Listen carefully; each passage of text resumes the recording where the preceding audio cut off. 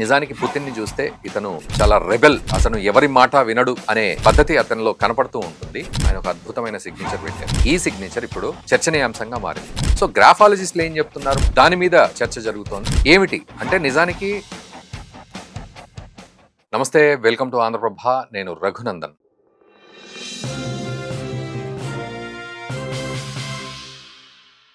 Vladimir Putin 1952లో పుట్టారు ఆయన. ఆ తర్వాత గొప్పగా ఎదిగి ఇంటెలిజెన్స్ ఆఫీసర్ అయ్యారు. ఆ తర్వాత ప్రైమ్ మినిస్టర్ అయ్యారు 2 సందర్భాల్లో 2 సార్లు. ఆ తర్వాత ప్రెసిడెంట్ కూడా అయ్యారు. లాంగెస్ట్ సర్వింగ్ ప్రెసిడెంట్గా కూడా పేరు తెచ్చుకున్నారు. సో అలా అతని శకం నడుస్తూ ఉంది వ్లాదిమిర్ పుతిన్. ప్రపంచం అంతా ఈయన గురించి చర్చించుకుంటూ ఉంటుంది. ఆయన యొక్క నడక, నడవడిక, ఎక్స్ప్రెషన్ లేని ఆ యొక్క మొహము, ఆయన ఊపుతున్న లెఫ్ట్ హ్యాండ్, కొంత ఇలా టిల్ట్ అవుతూ నడుస్తున్న తీరు, ఆఖరికి ఆయన సిగ్నేచర్ కూడా చర్చనీయాంశమే అయింది. ఈరోజు భారత్కి వచ్చిన తర్వాత ఆయన సిగ్నేచర్ మీద మళ్ళీ ఒక పెద్ద చర్చే జరుగుతోంది. ఈ సిగ్నేచర్ ఎక్కడ పెట్టారు అనే విషయం సో చాలామందికి తెలియకపోవచ్చు, బట్ నేను ఇక్కడ ఒక ఎక్స్ప్లెయిన్ చేస్తాను. ఆయన మొత్తానికి గురువారం నాడు రాత్రి 6:45కి అట్లా వచ్చి ఆయన ఏరోప్లేన్ దిగి ప్రధాని మోదీని ఆలింగనం చేసుకొని రిసీవ్ అయ్యి వెళ్ళారు. ఆ తర్వాత ఫ్రెష్ అప్ అయ్యారు, 3 గంటలు మాట్లాడుకున్నారు. ఆ తర్వాత రకరకాల వంటలు, భోజనాలు ఇవన్నీ అయ్యాయి, పడుకున్నారు, లేచారు. ఆ తర్వాత తెల్లారి రాజ్ఘాట్కి వెళ్ళారు, బాపూజీకి నివాళులర్పించారు. అక్కడ వాళ్ళు ఎక్స్ప్లెయిన్ చేస్తున్న తీరుతోటి ఆయన ఒక ప్రదక్షిణ కూడా చేశారు. చేసి పువ్వులు సమర్పించి మొత్తానికి నివాళులర్పించి, మన ఇండియన్ ఆయన దండం పెడితే వ్లాదిమిర్ పుతిన్ వంగి ఇలా మొత్తానికి దండం పెట్టారు ఆయన పోస్చర్లో.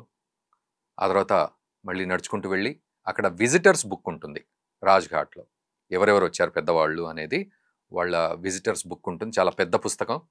ఆ పుస్తకంలో రష్యన్ లాంగ్వేజ్లో ఇంత అడుగ్గా రాసి ఉంది, ఒక 5-6 లైన్లు.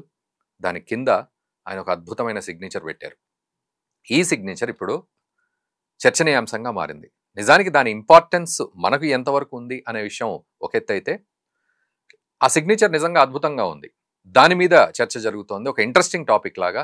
ఏమిటి అంటే నిజానికి ఈ గ్రాఫాలజిస్టులు ఏం చేస్తారంటే, ఎవరు పెట్టిన సిగ్నేచర్నైనా కూడా, ఆఖరికి మీరు నేను ఎవరు పెట్టినా కూడా ఆ సిగ్నేచర్ని చూసి అనలైజ్ చేసి వాళ్ళ పర్సనాలిటీని ఎక్స్ప్లెయిన్ చేస్తారు.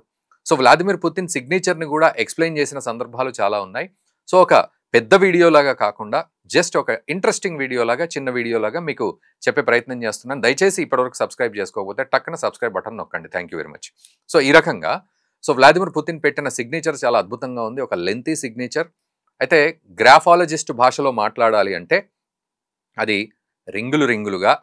సో ఫస్ట్ వర్డ్ ఇలా కొంచెం వెడల్పుగా పొడుగ్గా, దాని చుట్టూ ఒక హాఫ్ సర్కిల్ వచ్చి, అది చూస్తే బీ లాగా ఉంది, పీ లాగా ఉంది, బట్ మనకు అర్థం కాని అక్షరం, అది మేబీ ఫ్రెంచ్ సిగ్నేచర్ అనుకుంటా. సో ఆ రకంగా ఉంది.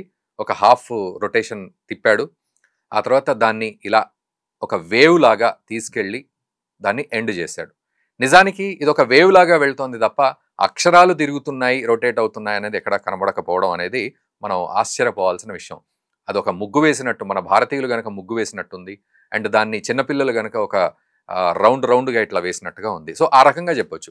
సో గ్రాఫాలజిస్టులు ఏం చెప్తున్నారు, మరి పుతిన్ ఇలా సిగ్నేచర్ పెట్టారు కదా, ఆయన మానసిక స్థితి ఏంటి, ఒకవేళ అదే ఆయన ఒరిజినల్ సిగ్నేచరే అని గనక అన్నట్టయితే, అది మనం కన్ఫర్మ్గా తీసుకున్నట్లయితే ఆయన మానసిక స్థితి ఏంటి, ఆయన లక్షణాలు ఏంటి అంటే కొంచెం ఆశ్చర్యకరమైన విషయాలు గ్రాఫాలజిస్టులు చెప్తున్నారు. సో అదే నేను ఇక్కడ మీకు చెప్పబోతున్నాను. నిజానికి పుతిన్ని చూస్తే ఇతను చాలా రెబెల్, వరల్డ్ లీడర్, అతను ఎవరి మాట వినడు అనే పద్ధతి అతనిలో కనపడుతూ ఉంటుంది. ఇది నిజమే. లీడర్షిప్ క్వాలిటీస్లో భాగంగా ఆయన సిగ్నేచర్ని అనలైజ్ చేస్తే ఇది నిజమే. అట్ ద సేమ్ టైం అతనిలో ఒక సెన్సిటివిటీ కూడా చాలా ఉంది.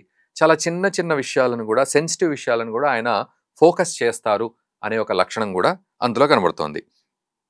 సో దాంతోపాటు incomplete circle stroke around the first లెటర్కి సంబంధించి ఇన్కంప్లీట్ సర్కిల్ ఉంది.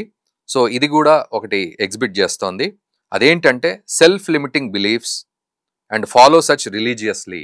సెల్ఫ్ లిమిటింగ్ బిలీఫ్స్, ఆ బిలీఫ్స్ని కూడా తన గుప్పిట్లో పెట్టుకొని ఒక పద్ధతిగా, అంటే ఒక రెస్ట్రిక్టెడ్ బిలీఫ్స్ని పెట్టుకొని అతను రిలీజియస్గా దాన్ని అవలంబించే వ్యక్తిగా చూపెడుతున్నారు.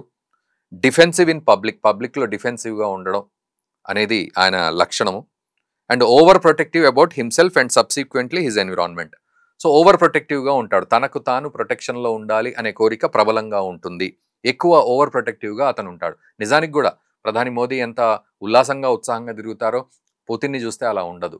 చాలా సెక్యూర్డ్గా మధ్యలో ఉంది. ఆయన టాపిక్స్ కూడా అలాగే ఉంటాయి. బాడీ డబుల్ ఉంది, డూప్ ఉన్నారు ఆయనకి అని, తర్వాత ఆయన బయటికి వస్తే అరెస్ట్ అవుతాడని ఇతర దేశాలకు వెళ్తే, లేకపోతే అతను టార్గెట్లో ఉన్నాడని చెప్పి ఎవరు ఎక్కడి నుంచి వచ్చి షూట్ చేస్తారో తెలియదని, ఇట్లాంటివన్నీ కూడా ఉన్నాయి. సో మేబీ ఇట్లాంటి ఓవర్ ప్రొటెక్షన్ రావడము దీంట్లో కూడా ఒక కారణం లాగా, ఒక చైన్ రియాక్షన్ లాగా తీసుకోవచ్చు. తర్వాత ascending signature features as exhibiting personality traits of ambition ఉంది, ఒక గోల్, ఆప్టిమిజం ఉంది, క్రియేటివిటీ ఉంది, వైటాలిటీ ఉంది, and certain sense of self esteem అనేది ఒకటి కనబడుతుంది. తర్వాత కాన్ఫిడెన్స్. సో చాలా లెంతీ సిగ్నేచర్ పెట్టారు ఆయన, చిన్న సిగ్నేచర్ ఇలా అన్నారు, చాలా పొడుగు సిగ్నేచర్ పెట్టారు. అది కాన్ఫిడెన్స్ని, ఆప్టిమిజంని, సెల్ఫ్ ఎస్టీమ్ని చూపెడుతోంది అని చెప్పి చెప్తున్నారు. తర్వాత హెవీ లైన్స్, ఆ స్ట్రోక్స్ ఎక్కువగా ఉన్నాయి, దానివల్ల సెన్షువస్గా ఉంటారు, మెటీరియలిస్టిక్గా ఉంటారు, అండ్ ఫిజికల్ ఎగ్జిస్టెన్స్ విషయంలో ఆయన చాలా బాగా నమ్ముతారు. అంటే ఎట్లా అంటే అటు జిన్పింగ్తో మాట్లాడుతున్నప్పుడు మనం 150 సంవత్సరాలు బతికే పరిస్థితులు కూడా ఉన్నాయి, అలా బతకాలి అని చెప్పి. సో ఫిజికల్ ఎగ్జిస్టెన్స్ గురించి ఎక్కువగా ఉంటారు, అండ్ చాలా ప్యాషనేట్గా ఉంటారు.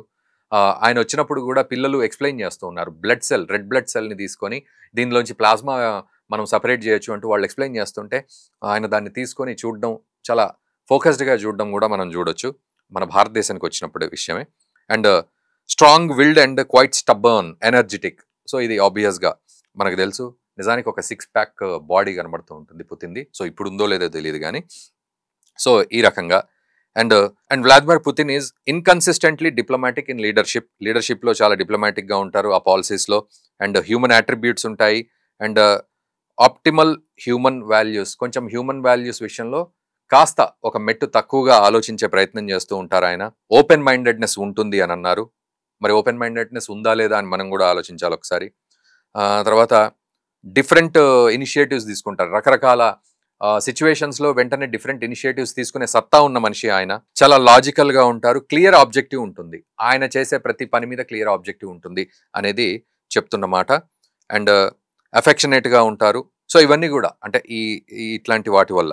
సో ఓవరాల్గా చూస్తే అతనిలో ఉన్న కాన్ఫిడెన్స్ని, తర్వాత నిర్ణయం తీసుకునే పద్ధతిని, అతనికి ఆ గ్రిప్పుని, అండ్ అతనికి ఉన్న చరిష్మా, ఇవన్నింటినీ కూడా ఆ సిగ్నేచర్ రిజెంబుల్ చేస్తుంది అని చెప్పి చెప్పడం అయితే జరిగింది. సో ఇది పరిస్థితి. ఓవరాల్గా అతని సిగ్నేచర్లో అగ్రెషను, డామినెన్స్ కనబడుతున్నాయి, quick action, and sharp angles ఉండడము అందులో, అండ్ తర్వాత లోవర్ జోన్స్ ఉన్నాయి అంటున్నారు గ్రాఫాలజిస్టులు చెప్పే మాటలు ఇవన్నీ. So Dagar like shapes and sharp points అని చెప్పి అంటున్నారు. తర్వాత ఎక్స్ట్రీమ్ రైట్ స్లాంట్ అని కూడా, అంటే రైట్ వైపు ఇలా స్లాంట్ అయ్యి ఉంది. ఆయన సిగ్నేచర్ పెట్టేటప్పుడు కూడా చాలా గమ్మత్తుగా దాన్ని ఇట్లా తీసుకెళ్ళిపోయారు. తర్వాత dominant lower zone, long tiles ఉన్నాయి అని చెప్పి చెప్తున్నారు. సో ఓవరాల్గా మనకు పూర్తిగా ఇది అర్థం కాకపోయినా, గ్రాఫాలజిస్ట్ భాష మనకు అర్థం కాకపోయినా, పుతిన్ విషయంలో మాత్రం చాలా డామినెంట్ క్యారెక్టర్ కనబడుతుంది, అట్ ద సేమ్ టైం చాలా సెన్సిటివ్ క్యారెక్టర్ కనబడుతుంది. ఒక పూర్తి నియంతృత్వ ధోరణి, నియంతలాగా అతను కనబడ్డట్టుగా ఏమీ లేదు అతని సిగ్నేచర్లో, కానీ స్టబర్న్గా ఉన్నాడు అనేది మాత్రం అర్థమవుతుంది. సో ఒక మన ఫ్రెండ్ లాగా పుతిన్ని కనుక ఆలోచిస్తే మరి మీరేమంటారు? ఈ సిగ్నేచర్ విషయంలో ఆయన పెట్టిన సిగ్నేచర్ చాలా ఇప్పుడు చర్చనీయాంశంగా మారింది. సో ఈ విషయంలో పుతిన్ క్యారెక్టరైజేషన్ ఎలా ఉంది అని మీకు అనిపిస్తుంది అనేది చక్కగా కామెంట్ చేయండి, అండ్ సరదాగా ఈ వీడియోని మీ మిత్రులకు కూడా షేర్ చేయండి. Thank you very much.